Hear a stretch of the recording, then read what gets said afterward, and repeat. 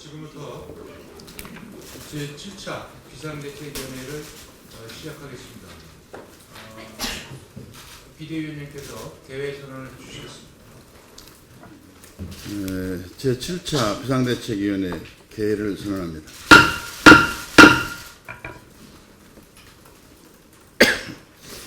네, 비대위원님 모두 말씀 있겠습니다. 우리 사무총장이 모두 말씀 있겠습니다 하기 전에는 말할 수 없는 건가? 저를 존중해 주시면 기다리시고요. 이 일방적인 통보가 아니라 선 협의 후 결정에 의한 협치 패러다임을 만들 것을 기대합니다. 오늘 대통령께서 국회 시정연설을 하기로 예정되어 있습니다. 이번 시정연설이 과거와 같이 통보하고 밀어붙이기를 위한 요식행위가 아니라 잘못된 인사를 시정하고 새로운 협치의 패러다임이 시작되는 출발점이 되기를 기대합니다. 먼저 결정하고 나서 따라와 달라는 것은 통보이지 협치의 방법이 아닙니다.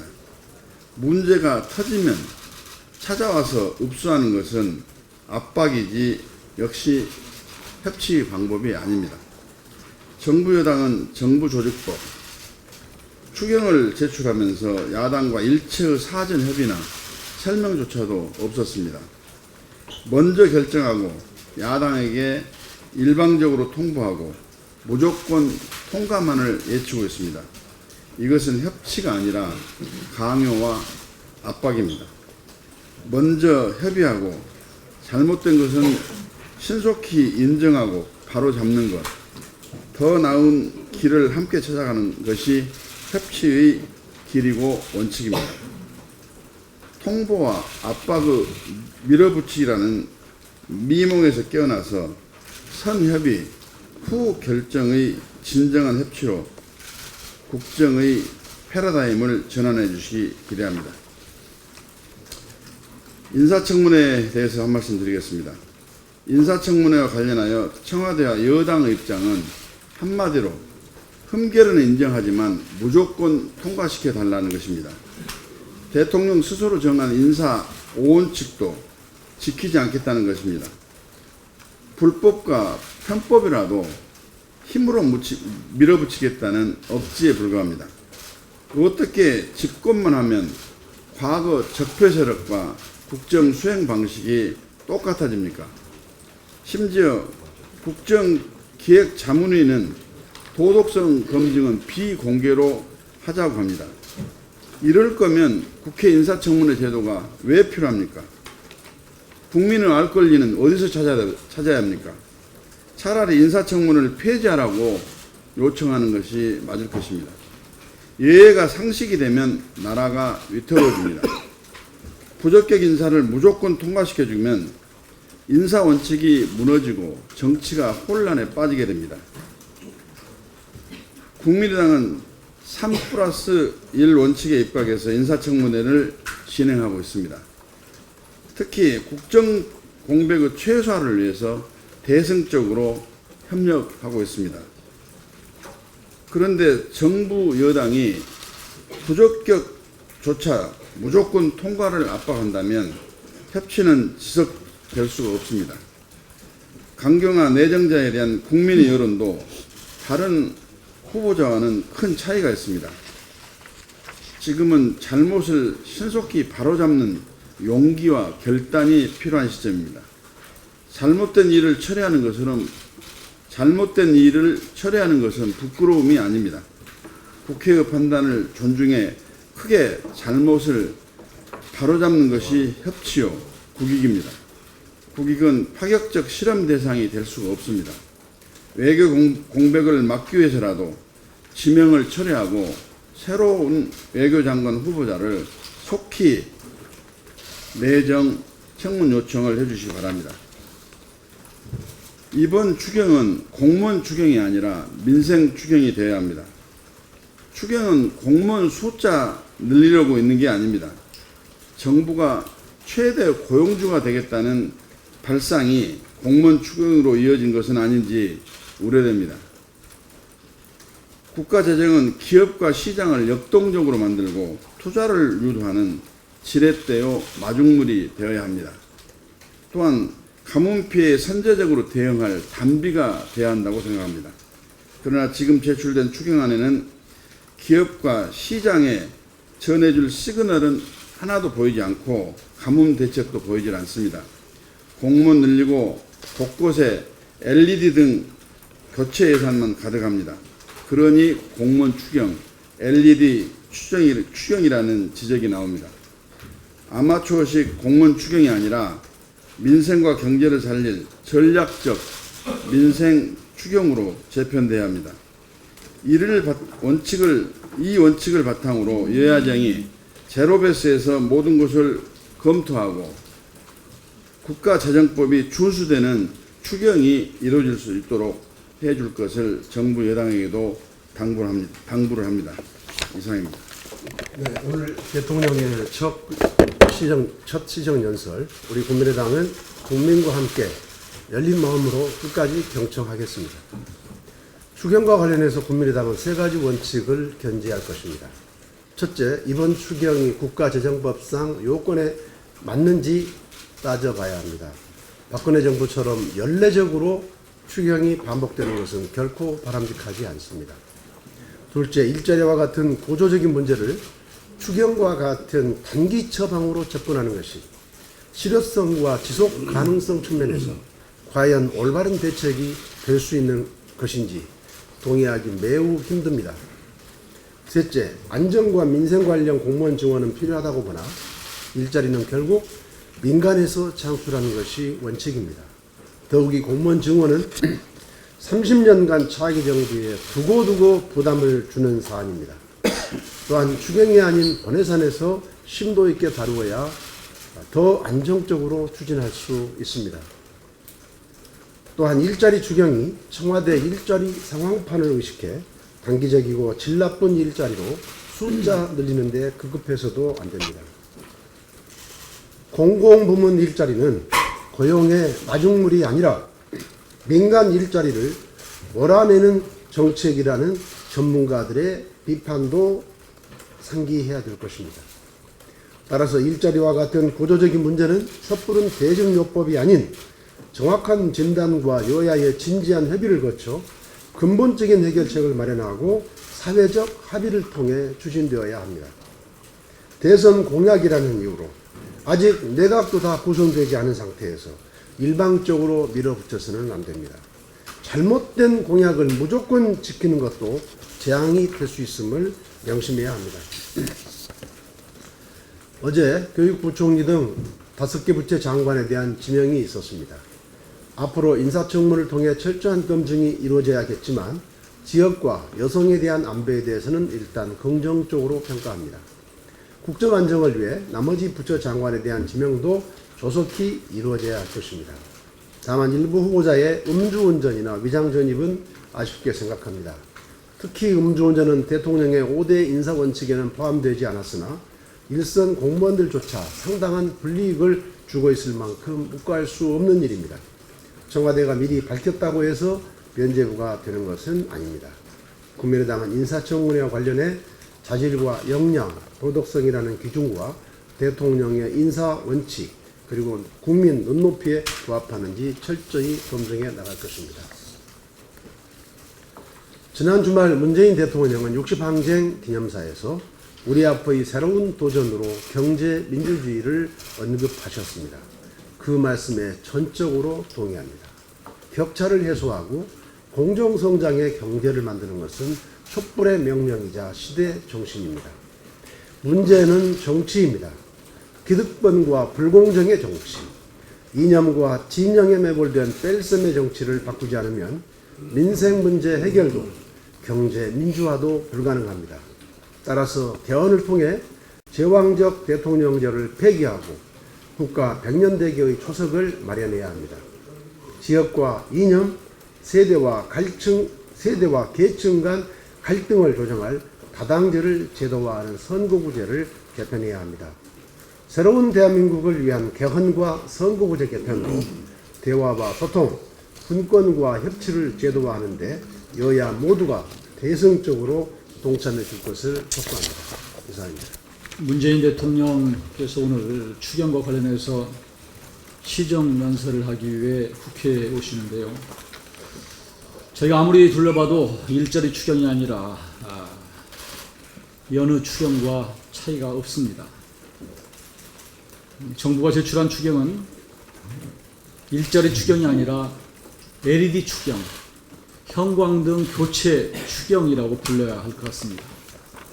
이번 추경에 교육부 1290억 원, 법무부 460억 원 등 14개 부처, 35개 세부 사업에 총 2027억 원의 LED 교체 예산이 편성되어 있습니다. 형광등을 LED로 교체하는 것이 추경을 편성해야 할 만큼 그렇게 시급한 사업인지 일자리 창출과 얼마나 직접적인 관련성이 있는지 의문입니다. 이런 사업이 필요하다면 내년 본 예산의 편성에도 늦지 않을 것입니다.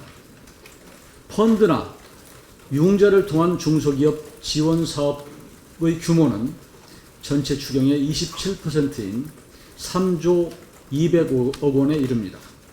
연례적으로 있어왔던 중소기업 지원 사업이 일자리 추경에 대규모로 포함된 것은 납득하기 어렵습니다.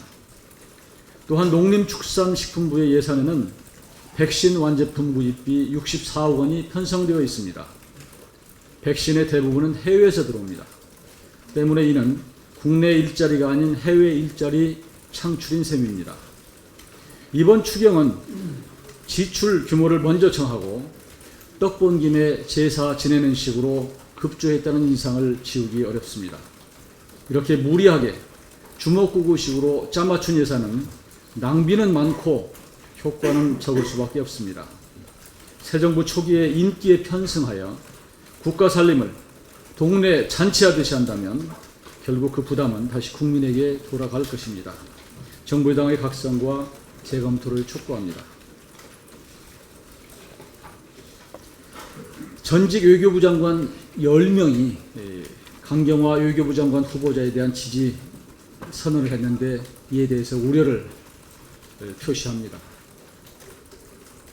이분들이 어떤 경로와 배경으로 지지 선언을 했는지는 모르지만 현 정부 눈치보기나 동원의 결과가 아니기를 바랍니다. 청문회 결과 강 후보자는 도덕적 흠결이 많은 데 비해 우리의 엄중한 외교 안보 상황을 헤쳐나갈 역량은 부족한 것으로 우리는 판단하고 있습니다. 전직 외교장관들이 직접 청문했던 청문회 위원들보다도 강 후보자의 자질을 더 잘 알 수 있다고 볼 수는 없습니다. 그럼에도 불구하고 이들이 강 후보자에 대해 지지를 표명하는 것은 국회의 결정에 압력을 행사하고 청문회의 기능을 무력화시키겠다는 것으로 오해될 수도 있습니다. 장관 뽑기는 인기 투표가 아닙니다. 지지 선언으로 뽑을 거면 청문회는 무엇 때문에 해야 합니까? 국정의 방향을 못 잡고 혼란스러울 때 중심을 잡아주는 것이 원로의 역할입니다. 진정으로 국가를 위한다면 시류에 편승하여 혼란을 가중시키지 말고 부디 차중하시기를 권합니다. 이상입니다.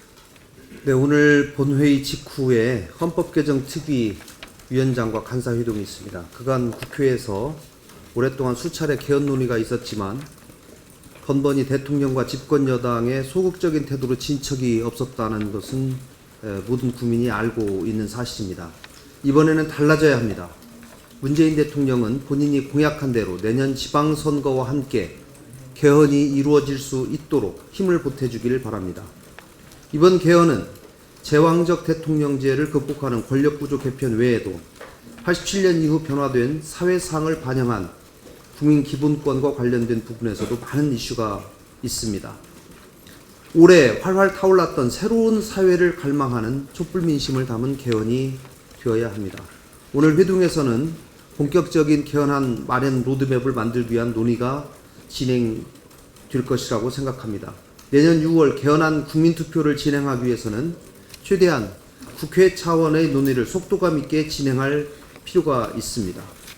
국민의당은 그동안 국회의 갈등 해결사로서 기여했던 것처럼 이번 개헌 논의에서도 대척점에 있는 다른 정당들을 중재하고 리드해 나가면서 중추적이고 선두적인 역할을 해 나갈 것입니다. 이상입니다. 문재인 대통령이 오는 14일 시장 도지사를 청와대로 초청해서 간담회를 열 예정이라고 합니다. 간담회는 중앙정부와 지방정부 간 협치라는 점에서도 그렇고 대통령 공약사항인 지방자치 확대와 지역 현안 지원 등 제2 국무회의 역할을 할 것으로 지역에서는 큰 기대를 하고 있습니다.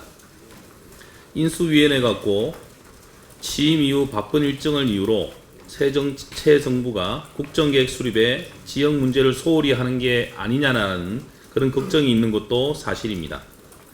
인수위 역할을 하는 국정기획위원회가 시도별 현안과 지역 공약을 지자체장으로부터 직접 보고받지 않고 정부 부처로부터 간접 전달받은 것도 그런 걱정을 하게 되는 한 예입니다. 이 때문에 문 대통령이 후보 시절 강조한 지역 균형 발전 의지가 당선 이후에 오히려 퇴색되는 것 아니냐는 우려의 목소리가 터져 나오고 있습니다. 제2 국무회의는 문 대통령 공약대로 자치 분권과 균형 발전을 위한 현안과 국가 중장기 과제를 다루는 최고 수준의 자치 분권 논의기구가 되어야 합니다. 정부는 제2 국무회의의 의결권을 줄 수 있는 방법이 없다는 입장이어서 대통령과 시도지사 협의회 간담회를 정리하는 수준에 그칠 것이라는 예상도 나오고 있습니다. 당분간은 제2 국무회의의 법적 근거가 없어 간담회 형태가 불가피하겠지만 그 기간이 너무 길어져서는 안 될 것입니다. 정부와 국회는 하루빨리 제2 국무회의 신설을 위한 관련법 개정에 나설 것을 촉구합니다. 이상입니다. 네, 최근에 물가가 큰 폭으로 오르고 있습니다. 서민들의 식탁에 매일 오르는 축산물과 수산물, 신선 채소, 과일 등 식품 가격이 두드러지게 오르면서 서민들의 살림살이가 더욱 팍팍해지고 있습니다. 부동산 가격은 한 달 새 억소리 나게 뛴 곳도 있습니다. 고삐 풀린 물가, 천정부지 물가, 치솟는 물가를 우려하는 목소리가 곳곳에서 터져나오고 있지만 정부는 이렇다 할 대책을 내놓고 있지 못합니다. 사실 최근에 이러한 물가 상승세는 정부가 자초한 면이 있다 해도 과언이 아닙니다. 한 발 늦은 가뭄 대책에 초기 방역 실패로 전국이 AI에 뻥 뚫혔습니다. 농민들은 벼랑 끝에 내몰리고 신선 채소와 닭고기, 계란 등의 가격은 고공행진을 이어가고 있습니다. 물가 상황이 이렇게 엄중한데도 문재인 정부는 도덕성도 자질도 역량도 부족한 장관 후보자 통과시켜달라며 야당 압박에 열중하고 있고 법적 편성 요건조차 갖추지 못한 추경으로 심도 있게 고민해서 추진해야 할 공무원 일자리 늘리기에 성급하게 나서고 있습니다. 정부가 해야 할 일은 선후 그리고 경중이 있습니다. 문재인 정부가 만족할 만한 일에 매달리지 마시고 민생 안정을 위해서 무엇이 가장 시급하면서도 무엇이 가장 중요한 일인지 정부는 깊이 숙고해서 추진해야 할 것입니다. 이제 막 출범한 새 정부이기 때문에 국민들은 잘 해보라고 많은 응원의 지지를 보내고 있습니다. 속 깊은 우리 국민들의 이런 참뜻을 곡해해서 오만한 자세로 일방통행식 국정 운영을 해나간다면 국민들은 크게 실망할 것입니다. 산은 땀 흘리는 자에게만 그 정상을 내어준다고 했습니다. 벼이삭은 농부의 발소리를 듣는 횟수에 따라 성장 발육을 달리한다 했습니다. 국민의 삶도 마찬가지입니다. 정부의 성실한 자세, 진정성 있는 노력 여하에 따라 민생이 좌지우지됩니다. 문재인 정부는 물가 대책 마련 등 국민 삶 돌보기에 최우선적으로 나서야 할 것입니다. 이상입니다. 국회 본회의에서 추경 예산안에 대한 시정연설을 할 예정입니다. 정부가 발표한 2017년 추가경정 예산안에 따르면 3개월간 육아휴직 급여가 2배로 인상이 돼서 최대 월 150만 원까지 지원될 전망입니다. 환영할 일입니다. 다만 그 전 정부에서도 그렇듯 임시방편적 즉흥적이질 않길 바랍니다. 지난 10년 동안 100조 원이 넘는 예산을 쏟아부었지만 저출산 대책은 실패를 했습니다. 실패한 저출산 대책을 이제 전면 재검토해야 합니다. 우리는 지금 인구 절벽이라는 위기에 직면해 있습니다. 올해 1분기 출생아 수가 사상 처음으로 10만 명 아래로 떨어졌다고 합니다. 경제의 허리인 핵심 생산 가능 인구도 44.1%로 역대 가장 낮은 수준으로 떨어졌다고 합니다. 그야말로 저출산 해결에 우리 대한민국의 명운이 달려 있다고 할 수 있습니다. 일본은 이를 위해서 총리실에 자녀 육아본부를 돕고 또 2050년까지 1억 인구를 사수하겠다고 하는 1억 총활약부를 뒀습니다. 이 장관급입니다. 이 1억 총활약 장관이 자녀 육아본부 본부장도 겸하고 있습니다. 이와 비교하면 우리나라의 저출산 대책은 너무 느슨하고 아니합니다. 악의 울음소리가 들리지 않는 세상은 공상과학소설 속 어두운 미래가 아니라 눈앞에 닥친 현실이 되고 있습니다. 꺼져가는 성장 동력의 불씨를 살리기 위해 우리도 인구 및 저출산 대책을 총괄할 수 있는 정부 조직을 대대적으로 신설해야 된다고 봅니다. 인구 절벽, 위기 극복에 국가의 명운이 달렸음을 모두가 심각하게 인지하고 이를 위해 보다 근본적인 대책을 강구해야 할 때입니다. 이상입니다. 심정도 의원입니다. 요즘 대한민국의 인사를 보고 저는 참 이 나라가 정말 나라다운 나라가 될 것인지 의심이 많이 갑니다. 장관급의 인사를 하면서 이렇게 부도덕하고 불법, 탈법이 난무한 사람들을 기용하는 걸 보면 그 이하 조직은 어떻게 구성이 될까 저는 굉장히 염려스럽습니다. 옛날에 중국 고서에 돈은 줘도 사람을 직책을 주지 마라 그랬어요. 그만큼 인사가 중요하고 인사가 잘못되면 조직이 망하고 나라가 망한다고 저는 생각을 합니다. 그래서 요즘 그 문 대통령께서 말씀하신 나라다운 나라 이 시작이 바로 준법이 아닐까요? 탈법을 저질렀다고 인지를 하고 확인한 사람을 추천을 해서 청문회로 보내요. 그리고 또 강요합니다. 저는 도저히 이해할 수가 없어요. 그래서 그 현상을 보고 제가 한 말씀 드리고자 합니다. 어제 문재인 대통령이 5개 부처 장관 후보자를 추가로 지명했습니다. 문재인 대통령 스스로 정한 기준조차 만족시키지 못하는 자격 비달 후보자들을 지명하고 있습니다. 문재인 정부는 위장전입, 세금 탈루, 다운 계약서도 부족해서 이제는 음주운전 전력자를 고위공직자 후보로 지명하는 지경에 이르고 있습니다. 도대체 인사원칙이라는 게 있는지 묻지 않을 수 없습니다. 고위공직 후보자들 역시 자신들이 불법 탈법이 드러났음에도 관행, 법정 미비, 무지의 소치, 그 당시 시대 상황이라며 변명과 합리화를 일관하고 있습니다. 언제까지 국민들을 기망할 것입니까? 고위공직자들이 청문 과정에서 불법 탈법 사례가 드러나도 처벌은커녕 임명권에 대통령이 임명한 그뿐입니다.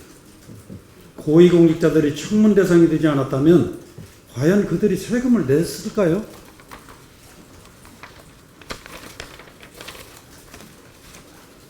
허울뿐인 인사청문회를 청문회에 세워야 할 판입니다. 실효성 있는 견제장치가 대단히 필요한 시기입니다. 인사청문회에서 허위 진술을 하거나 거짓 자료를 제출하는 후보자를 처벌할 수 있는 인사청문회법 개정안을 준비하겠습니다. 부도덕함이 드러났음에도 불구하고 80%를 상회하는 대통령 지지율과 인수위 없이 출범했다, 새 정부 발목 잡는다는 가진 핑계로 고위공직자에 임명되는 행위를 더 이상 좌시할 수 없습니다. 대통령은 국회의 인사청문을 존중하고 고위공직자 후보자는 스스로 자격이 모자란 경우 자진 사퇴하는 것은 물론 실정법 위반이 명백할 경우 주저없이 사법 처리해서 국가기강을 바로잡는 계기가 되어야 합니다. 불법 탈법을 일삼는 고위공직자가 아닌 힘없고 빼먹고 돈 없어도 능력과 도덕성만 갖추면 고위공직자로 갈 수 있도록 계획해야 나라다운 나라가 될 것임을 명심해야 할 것입니다. 이상입니다. 국민의당을 포함한 야3당이 강경화 외교부 장관 후보자 불가론을 고수하고 있는 가운데 문재인 대통령이 강 후보자의 임명 가능성을 시사하며 후보자 구하기에 나서고 있습니다. 그런데 후보자를 구하는 이유가 참으로 당혹스럽습니다. 그것은 바로 100% 흠결 없는 사람은 없다는 것입니다. 세상에 100% 흠결 없는 사람은 당연히 없을 것입니다. 그런데 국민은 대통령에게 100% 흠결 없는 사람을 찾으라고 한 것이 아닙니다. 다만 문재인 대통령이 후보 시절 국민에게 천명한 고위공직 배제 5대 비리 원칙을 지키라는 것입니다.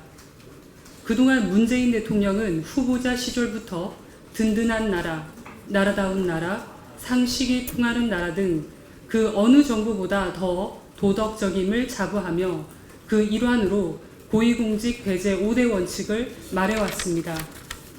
후보 시절부터 주장한 공약이 단순히 대통령이 되기 위해 사용한 보기 좋은 떡이 아니라면 문재인 정부의 고위공직자 후보자는 어느 정부 고위공직자보다 도덕적으로 우위에 있어야 할 것입니다.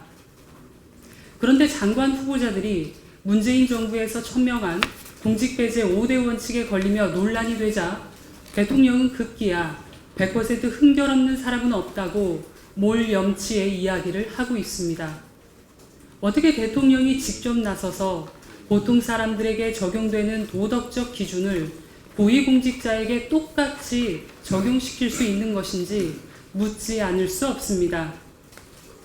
문재인 대통령은 보통 사람보다 높아야 할 고위공직자의 도덕 기준을 멋대로 하향 평준화함으로써 국민을 기만하려고 하는 것입니까? 그리고 대통령의 말씀처럼 100% 흠결이 없는 사람이 없기 때문에 흠결을 문제 삼지 말라고 한다면 국회의 인사청문회는 존재할 하등의 이유가 없습니다. 문재인 대통령은 지금이라도 공직배제 5대 원칙의 공약 이행이 현실적으로 어려울 것 같으니 국민과 야당에게 부탁드린다고 말하고 사과부터 하는 게 도리라고 생각합니다. 그리고 문재인 정부가 내세우는 도덕성이 허울이 아니라면 부적격 후보의 지명을 철회하기 전에 100% 흠결 없는 사람은 없다는 말부터 철회해 주시길 당부드립니다. 이상입니다.